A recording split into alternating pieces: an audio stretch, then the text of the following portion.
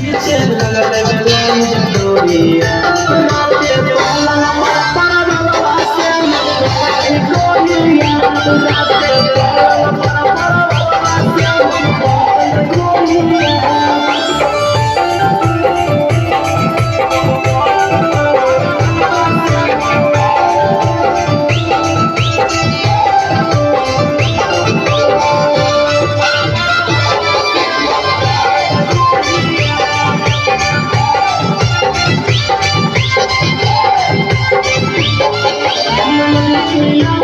मुझे खिसियाने लगी है